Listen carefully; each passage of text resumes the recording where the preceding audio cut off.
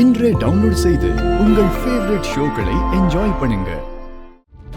அன்சிகா, நீ எப்ப ஷாப்பிங் போகணும்னு சொல்லு, நானே உன்னை கூட்டிட்டு போறேன். சரியா?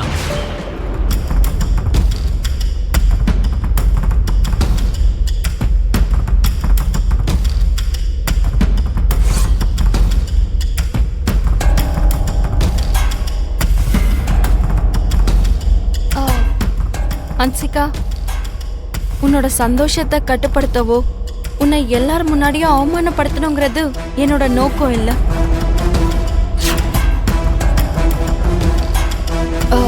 உன்னோட பழக்க வழக்கங்கள், உன்னோட தேவைகள் எல்லாம் எனக்கு புரிஞ்சதுக்கு அப்புறம் தான் நான் இப்படி சொல்ல வேண்டியதாயிடுச்சு.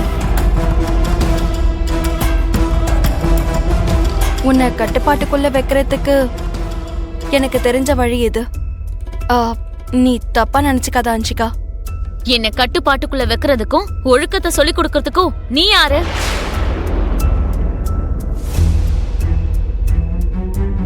இப்ப என்ன கூல் பண்றதுக்கும் கன்வின்ஸ் பண்றதுக்கும் நீ ட்ரை பண்றதெல்லாம் போதும். முதல்ல போய் உன் வேலையை பாரு. ஹன்சிகா, நீ எதுக்கும் டென்ஷன் ஆகாத. லக்ஷ்மி அமைதியா இருக்க முடியாம இஷ்டத்துக்கு ஆடிக்கிட்டு இருக்கா. என்னைக்காச்சும் ஒரு நாள் புயல் மாதிரி காத்து வந்து அப்படியே அடிச்சுக்கிட்டு போயிடுவா.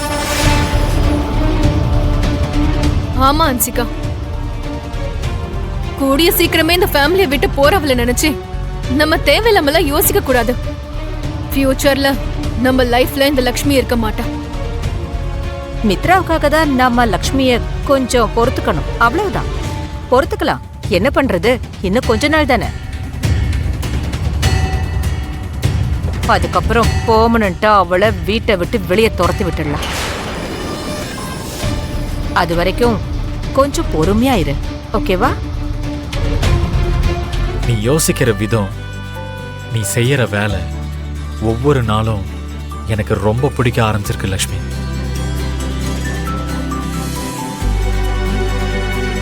ஒருத்தரை நம்ம பார்த்தா சில விஷயங்கள் நமக்கு பிடிக்கும், சில விஷயங்கள் நமக்கு பிடிக்காது. ஆனா உன்கிட்ட ஏன்னு தெரியல, நீ எது பண்ணாலும் அது எனக்கு ரொம்ப பிடிக்குது. ஒவ்வொரு வாட்டியும் அது ரொம்ப அற்புதம்னு என் மனசு சொல்லும்.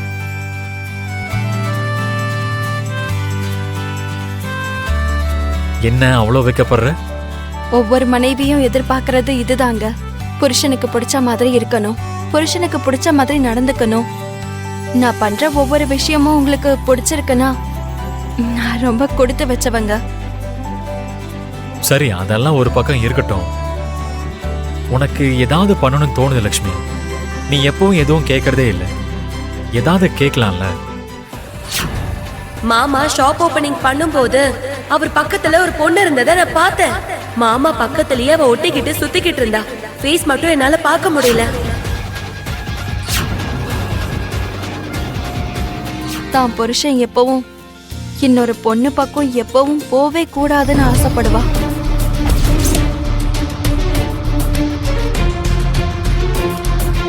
இன்னொரு பொண்ணு எக்காரணத்தை கொண்டும் தலை நிமிந்து கூட பார்க்க கூடாதுன்னு ஆசைப்படுவா.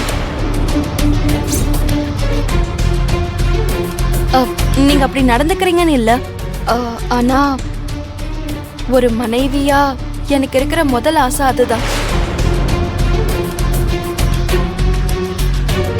நான் உயிரோடு இருக்கிற வரைக்கும் அந்த ஆசையை நீங்க நிறைவேற்றினா போதும். எனக்கு வேற எதுவும் தேவையில்லைங்க. I love you, Mitra. I love you too, Manisha.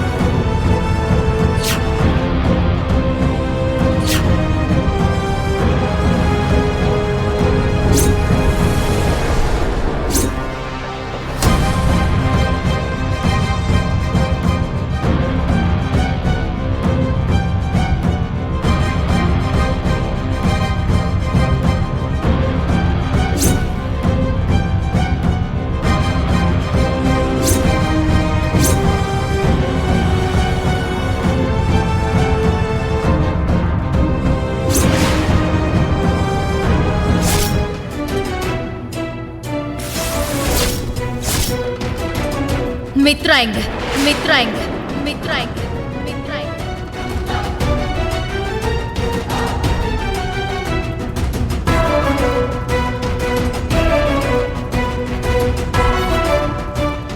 என்னம்மா?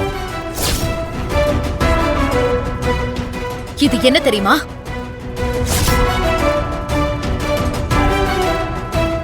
Divorce papers divorce papers divorce papers divorce papers divorce papers.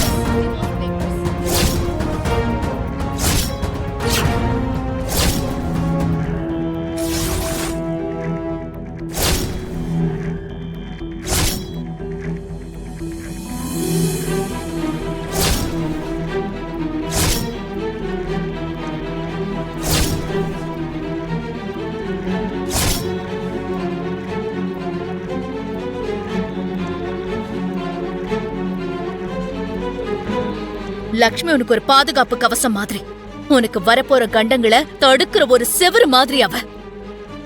லக்ஷ்மியை விட்டு நீ பிரியணும்னு நினைக்கிற எண்ணங்கள் 10 மாசத்துக்கு அப்புறமா தான் உனக்கு வரணும். இங்க பாரு மனிஷா, நம்பிக்கைங்கிறது உனக்கும் மித்ராக்கும் நடுவுல இருக்கிற காதல்ல தான் இருக்கணும், இந்த மாதிரி பேப்பர்ஸ்ல இல்ல. இவங்க 2 பேரும் பிரிவாங்களா மாட்டாங்களாங்கிற சந்தேகம் உனக்கு எதுக்கு வந்தது மனிஷா? என்னமோ தெரியல, அப்படி தோணுச்சு ஆண்டி. இந்த பேப்பர்ஸ்ல லக்ஷ்மியோட கையெழுத்தும் இருக்கு. அது எப்படி வந்தது? அது எப்படி வந்தது? அது எப்படி வந்தது? அது எப்படி வந்தது? அது எப்படி வந்தது? லக்ஷ்மிக்கு இத பத்தி சொல்லாம நான் அவளை ஏமாத்தி கையெழுத்து வாங்கிட்டேன் ஆண்டி. ஆனா இப்போதைக்கு மித்ரா லக்ஷ்மி கழுத்துல தாலி கட்டிருக்கிறதுனால லக்ஷ்மி தான் இந்த வீட்டோட மருமக. மித்ரா ஜாதகத்துல இருக்கிற கண்டங்கள் நீங்கிற வரைக்கும் இந்த வீட்டோட மருமக லக்ஷ்மி மட்டும்தான். லக்ஷ்மி மட்டும்தான். லக்ஷ்மி மட்டும்தான். லக்ஷ்மி மட்டும்தான். லக்ஷ்மி மட்டும்தான். லக்ஷ்மி மட்டும்தான்.